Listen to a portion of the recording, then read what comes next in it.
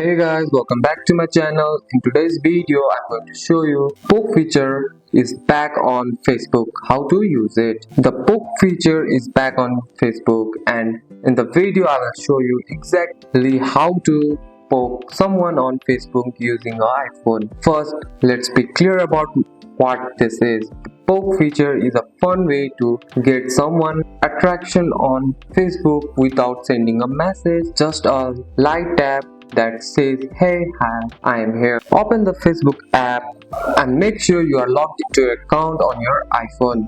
Tap the search icon. In the search bar, type the word poke and hit search. You will should now see a page called poke. Tap on it. To poke someone back, just tap poke back, tap poke someone new, tap search, or go to their profile.